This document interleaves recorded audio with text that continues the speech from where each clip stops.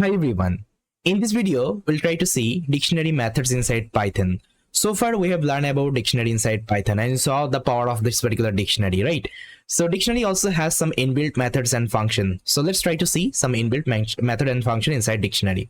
So guys, you can see here I have listed down all the functions actually we can use inside a dictionary. So first of all, what I did, I just defined one dictionary here. You can see this is my dictionary. Inside that, I just kept some of the item. Now, as I already told you, some of the common functions are there. We can use them in all the data type. Let's say length is there, sorted is there, max is there, minimum is there, right? So length, if I execute the program, see what length will do. Length will try to see like how many items present inside a dictionary. You can see only 3 items is there. Let's say name, age, and gender. Okay, 3 items. Sorted, what it will do, it will just try to sort the keys, okay, in a ascending or descending order, okay, with respect to the character. Okay, with respect to the character, it will do the ascending or descending order. Now see, it is doing the descending order. Now if you just make it as false, it will do the ascending order right now. See, A is coming, then G, then N. Okay, I hope this part is clear. Now max will show you the maximum actually, let's say results. Now how this particular name is coming as a maximum, because with respect to the ASCII, okay, ASCII value, I think I showed you one ASCII chart. With the help of ASCII value, it will give you this particular word, okay, which is having a maximum value in the ASCII. It will give you that particular word. Now minimum of what is, you can see, is the age one. Okay, so I hope this part is clear.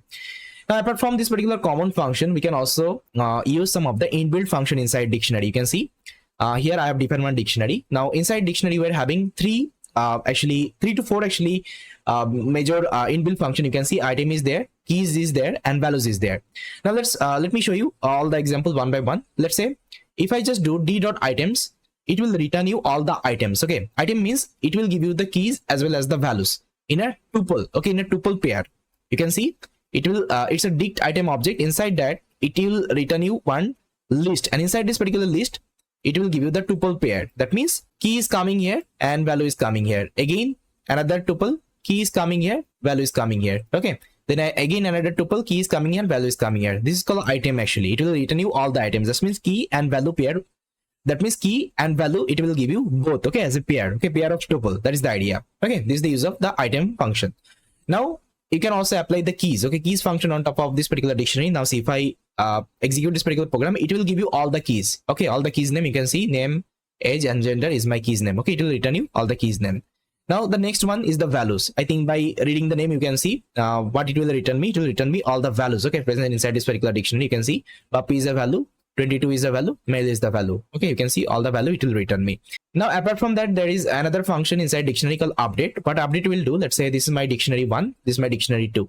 Now if I just write d1 update d2, what it will do, it will update this particular d2 inside d1. Okay, if I execute the program, you'll see that whatever value actually I had inside d2, it will update inside d1. But you can see I'm having some duplicates key. Okay, I'm having some duplicates key, so it will take the latest keys actually. Now you can see this is the latest key, 4 is the latest key, and the value is the 7. So that's why actually it is taking this item. Okay, not this item. I hope this part is clear. Now if you just write d2 update d1, that means inside d2 it will update d1 value. Okay, that is the idea. Okay, I hope this part is clear. So these are the actually dictionary methods inside Python.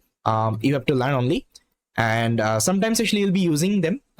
Most of the time you will be using items, keys, and values, because whenever, let's say, you are working with dictionary, if you want to see the keys, values, and items, you can use these are the functionality. Fine. So yes, this is all about from this particular video, and I will see you next time.